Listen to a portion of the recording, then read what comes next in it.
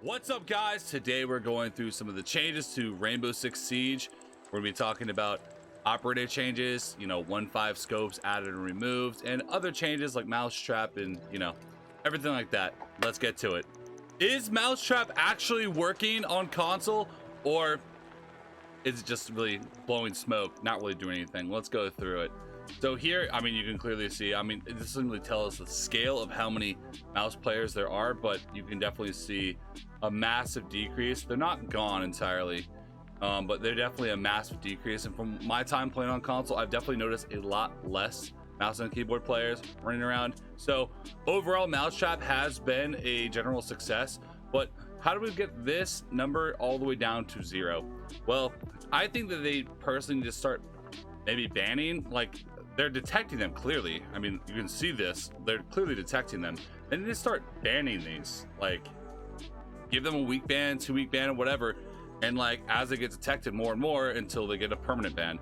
I feel like they should be considered how we consider cheaters on PC, and then you just start banning them. But hey, a 78% reduction in Zim mouse and keyboard spoofs, honestly, I think is a W for the console community.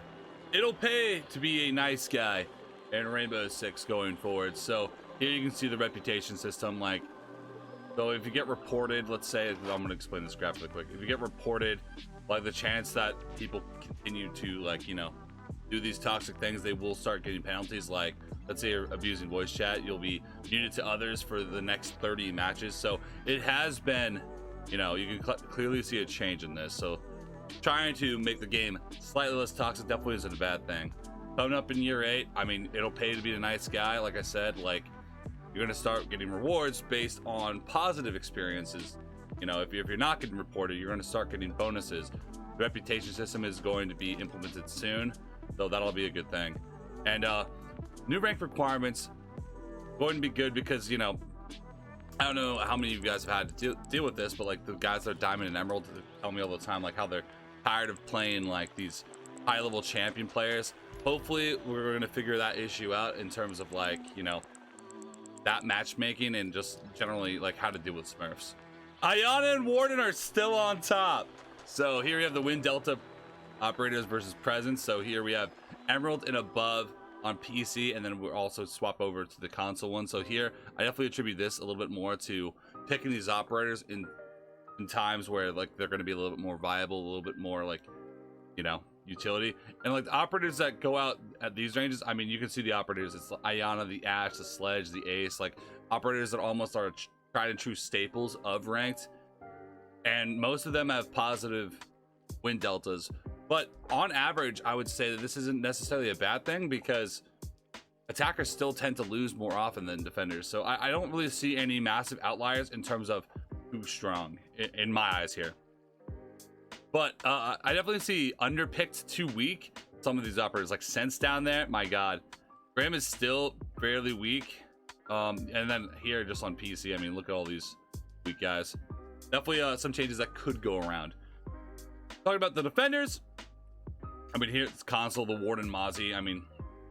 Still 50% win rate for these guys. Capkin though, massive. I honestly think that Capkin should get a nerf purely because of console. He is very strong on console, and it makes it, look how much a Capkin will win. That is just a massive outlier compared to anybody else in terms of how often he's picked and how much he actually wins. The Warden here, honestly, is under 0%. So I personally don't think that Warden is, crazy in any way. Warden is a strong operator in terms of just his general fragging ability, but it doesn't look like he is strong, like he's too strong for the current meta.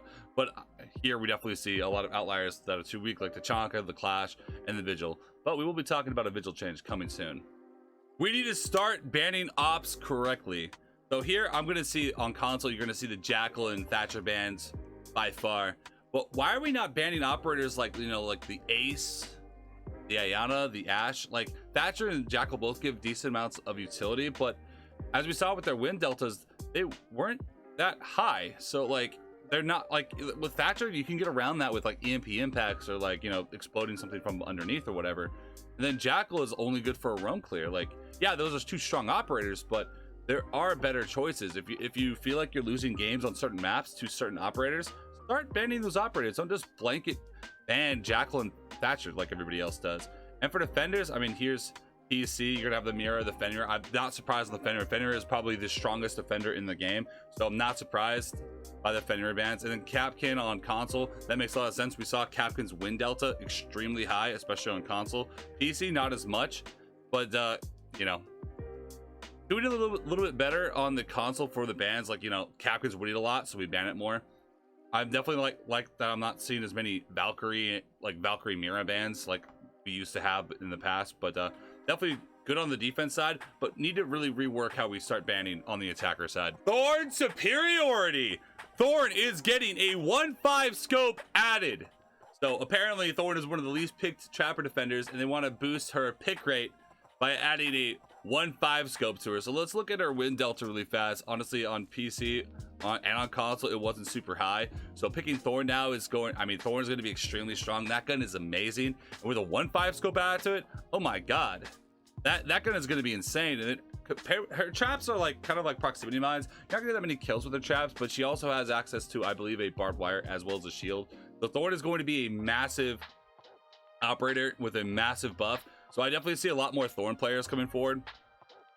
Definitely going to see her picked a lot more, and her win rate is definitely going to go up. But like we saw with Warden's win rate isn't soaring up.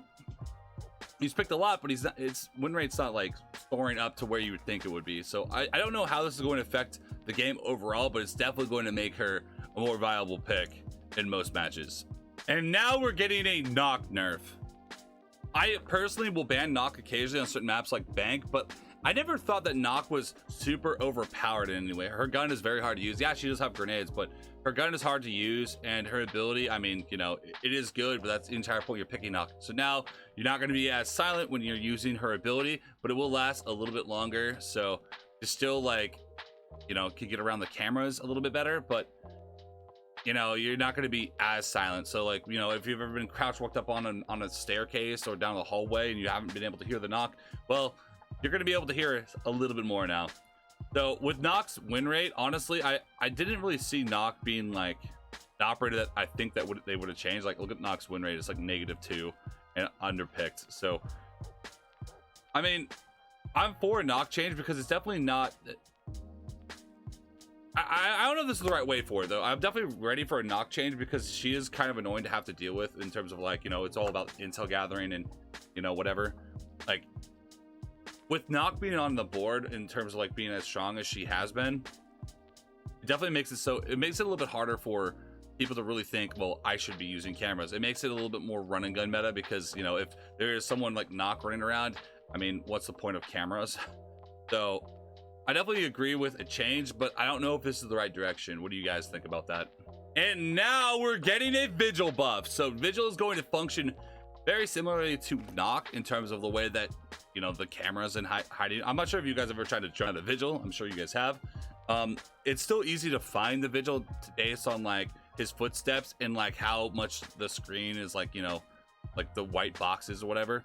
So now it's going to be a little bit harder to actually track the Vigil, so definitely boosting Vigil just a bit.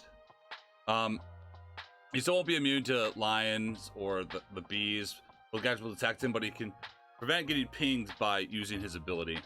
So with Vigil's pick rate, honestly, I don't really see this really making him soar on console or PC. I definitely see him going up a bit and going up a little bit and slightly more to the right. It's definitely going to boost him a bit, but I don't think that this is going to be a change that's going to make him soar exponentially. Honestly, with how the game has currently been going in terms of buffs and nerfs, like, I definitely see Vigil getting a 1.5 in the future on his A1A. So stay tuned for that. And we're also getting a slight Oryx buff. So honestly, I'm definitely fine with this change. So reduce hatch climb interaction by 30%. So he can basically climb hatches 30% faster, which is honestly fine. I've never thought of his hatch climbing ability as like, oh my god, he's too strong about being able to go up hatches.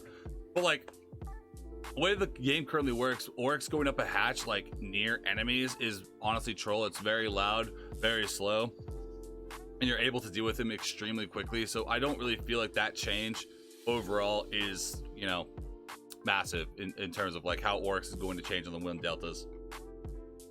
So with the Thorn's going up by a lot. That 1.5 scope on that gun is going to be crazy. Nokk getting a slight nerf. Yeah, it'll be able to last longer, but removing the silent steps is in my eyes probably the biggest change to Nokk. Then that was going to make her a little bit worse, but still she's going to be fairly strong. Vigil slight buff. I mean, honestly, this is how Vigil should have been. I mean, Vigil and Nokk's ability should almost work the exact same way. So I definitely see that being over, pretty good. So, all right, guys, and that's it for the changes to the season in Dread Factor for the designer notes.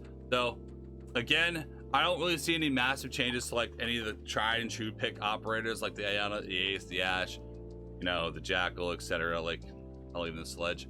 So I definitely could see them like wanting to buff operators that are in the negative underpicked and the negative win deltas. Like, they definitely need to start picking more operators that are in these columns, in these boxes. Not sure why they're focusing on operators that, like, let's say Nokk. Like, I don't feel like Nokk is like super overpowered in any way. She can definitely be strong occasionally, but she's definitely not overpowered in my eyes.